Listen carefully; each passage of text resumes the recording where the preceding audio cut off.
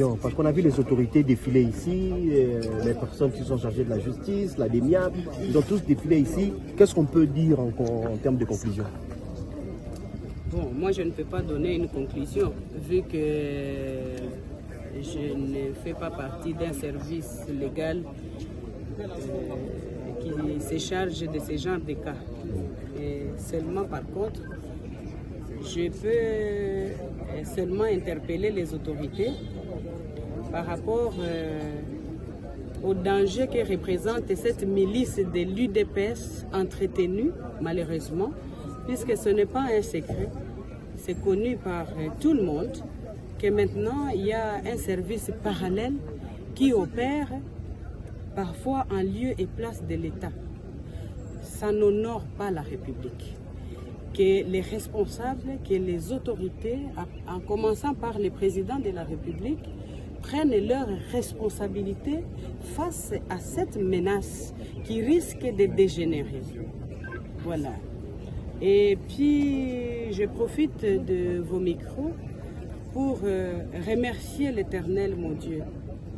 Parce que je ne sais pas si, à cette heure-ci, peut-être, s'il ne nous avait pas protégés, on serait en train de vivre d'autres situations.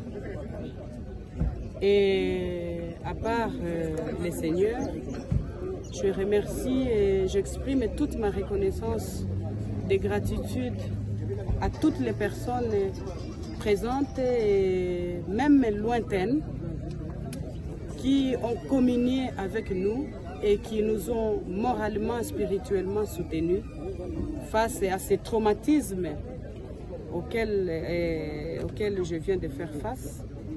Mais quand on a Dieu, quand on a le sang de Jésus avec soi, quand on a la lumière du Saint-Esprit, malgré les épreuves, malgré les combats, malgré peu importe quelle vicissitude que la vie ou l'injustice peut nous imposer, nous nous retrouvons toujours vainqueurs et sans pour autant oublier que nous avons la foi dans ce pays et nous allons continuer à œuvrer pour que la paix puisse devenir totalement et complètement une denrée pour tous les peuples congolais.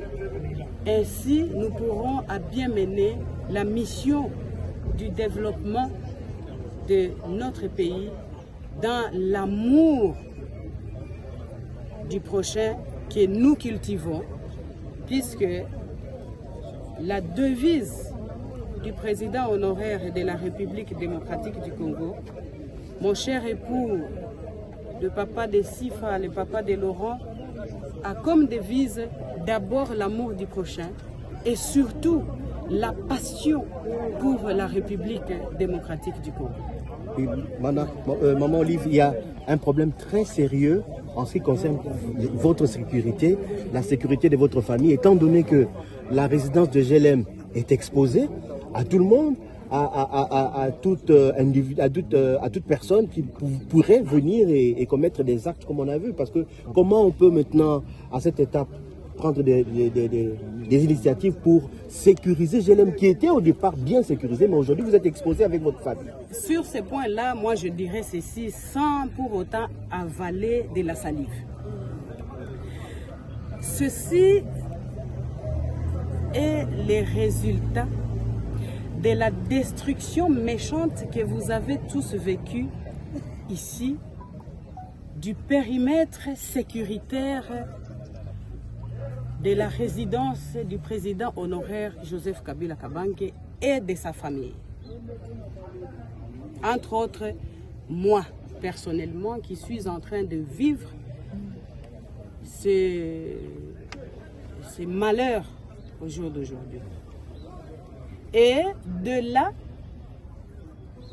grand frère Bemba, na benga kayo grand frère, ou benga nga petite sœur.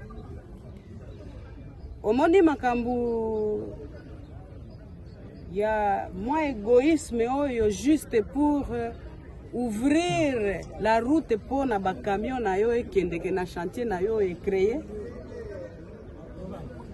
Moi, je pose la question parce que je voudrais savoir, maintenant, vous êtes content du résultat